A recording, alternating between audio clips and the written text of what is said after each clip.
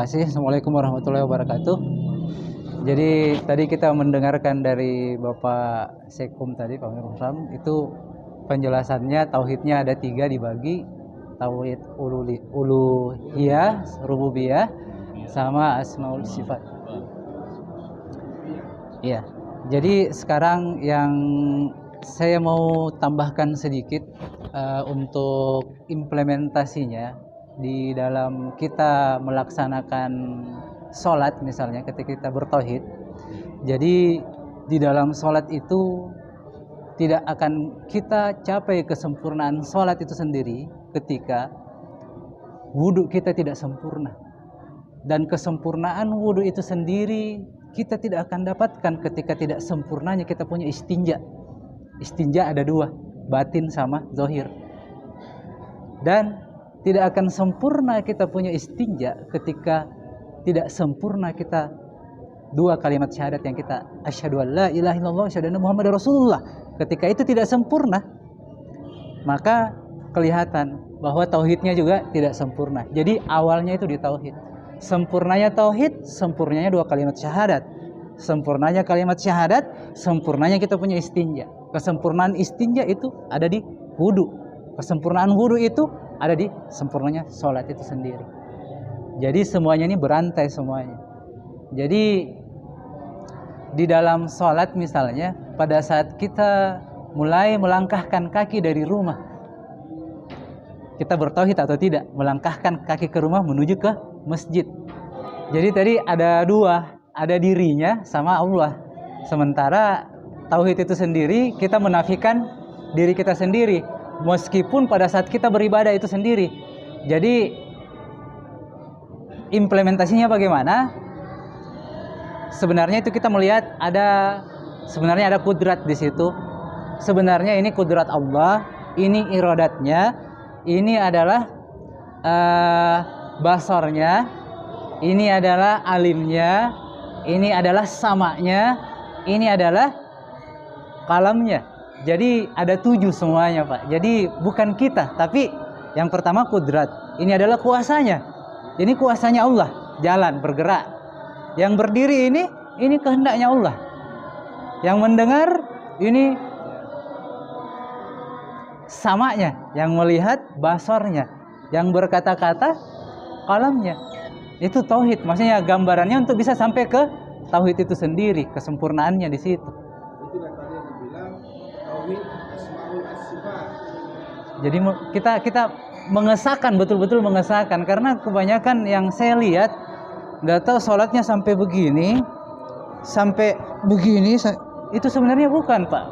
Ininya yang dia sembah pikiran, gambarannya kan. Terus kita masuk ke masalah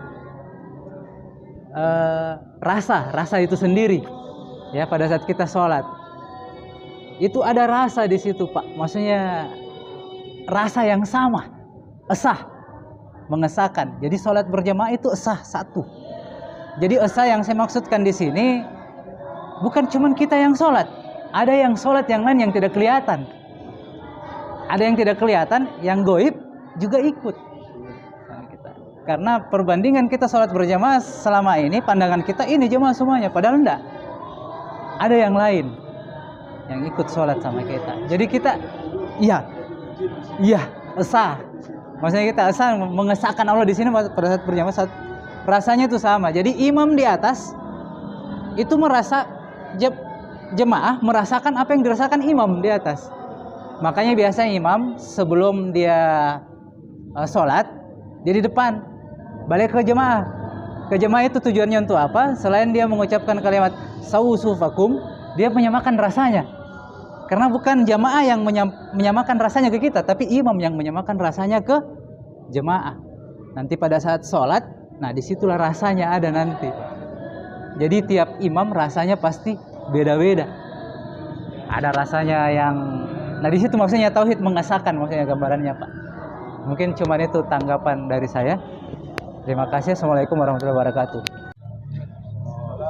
Ini bentuk pertanyaan ini. Siapa yang terserah, siapa yang bisa menjawab. Di dalam dasar negara kita adalah Pancasila. Nah, dan sekarang kan kita kan umat Islam, kita bertauhid berdasarkan Al-Quran sebagai sumber dari segala sumber hukum. Tapi di dalam ketatanegaraan itu bahwa sumber dari segala sumber hukum itu adalah Pancasila. Bagaimana hubungannya Al-Quran dengan sumber Pancasila?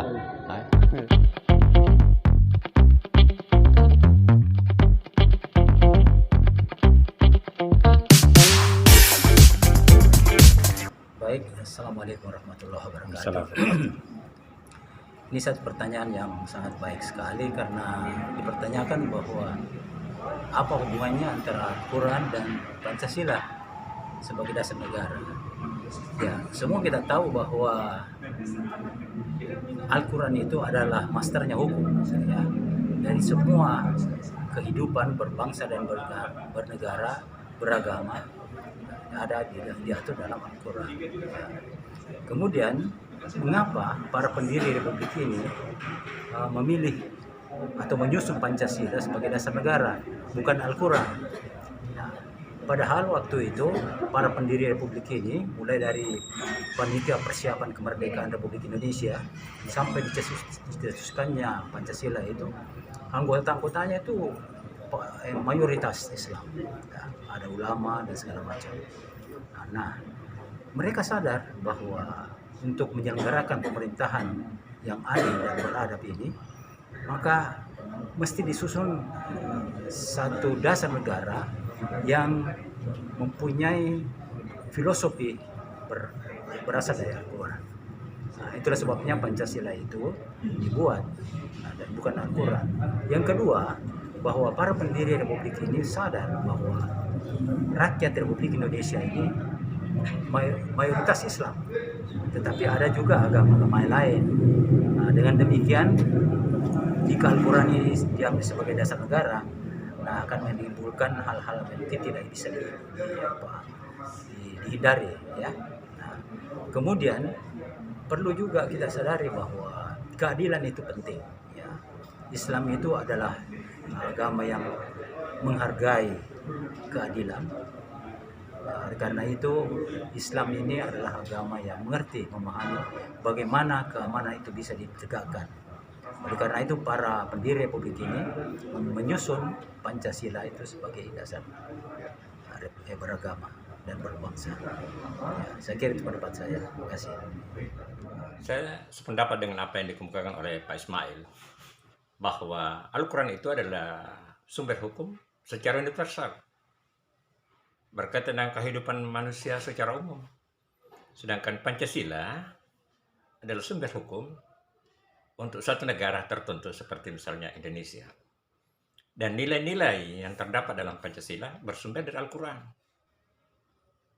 Sila pertama, ketuhanan yang Maha Esa, selaras dengan surah An-Nahl ayat 22 dan Al-Baqarah ayat 163 serta Al-Ankabut ayat 46. Pada surah An-Nahl, ilahukum ilahun wahidun ila akhirul ayat. Tuhan kamu adalah Tuhan yang Maha Esa. Sila kedua, kemanusiaan yang adil dan beradab, selaras dengan surah An-Nahl ayat 90.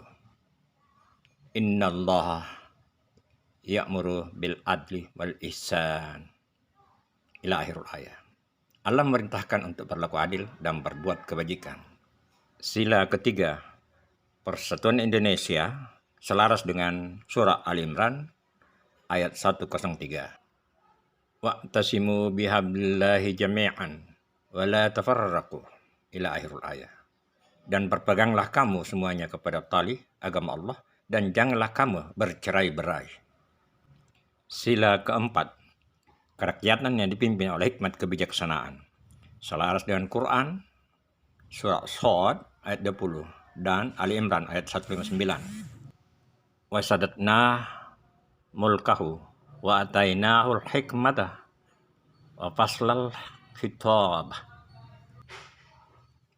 Dan kami kuatkan kerajaannya dan kami berikan kepadanya hikmah dan kebijaksanaan dalam menyelesaikan perselisihan. Sila kelima, keadilan sosial selaras dengan Quran surah Al-Maidah ayat 8 dan An-Nisa ayat 135. Al-Maidah ayat 8. Ya ayyuhalladzina amanu kunu qawwamina lillahi syuhada'a bil qisti ila akhir ayat. Hai orang-orang yang beriman, hendaklah kamu jadikan orang-orang yang selalu menegakkan kebenaran karena Allah.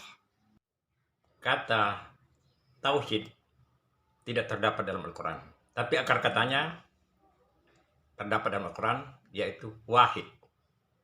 Digunakan 68 kali dalam 4 bentuk turunan, bermakna antara lain satu, tunggal, ya, single, jadi tetap satu. Ya. Adapun tambahan atau awalan ta menunjukkan bertauhid.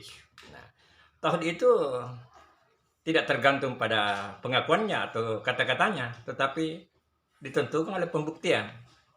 Makanya kalau dikatakan bahwa departemen tertentu atau lembaga tertentu banyak korupsinya, padahal mereka bertauhid. Kalau mereka korupsi dan menyalahgunakan, berarti mereka tidak bertauhid. Jadi tauhid itu bukan pada pengakuan atau penilaian kita, tapi indikatornya dapat kita lihat. Yang paling mengetahuinya adalah Allah Subhanahu wa taala. Tapi indikatornya dapat kita lihat. Jadi kalau perbuatannya tidak sesuai dengan ajaran agama, berarti dia tidak bertauhid. Berkaitan dengan bertauhid dalam salat tidak berarti menafikan diri, jiwa atau diri. Bertauhid dalam artian la haula wala quwata illa billah. Tidak ada daya dan kekuatan kecuali Allah. Tapi diri tetap ada. So, dia menyembah dan ada yang disembah. Jadi dalam salat ini ada yang menyembah dan ada yang disembah. Tidak mungkin kita meniadakan diri. Karena tidak mungkin seorang hamba akan menyatu dengan Khalidnya. Penyatuan dalam artian menyatu dalam keesaan Allah yang bermakna tidak ada daya dan kekuatan kecuali atas kehendak Allah. Tidak ada daya dan kekuatan kecuali atas kekuatan Allah. Tidak ada satu pun yang terjadi kalau bukan atas kehendak Allah. Tapi diri kita, jiwa kita yang menyembah dan ada yang disembah. Dan itu tidak akan pernah menyatu.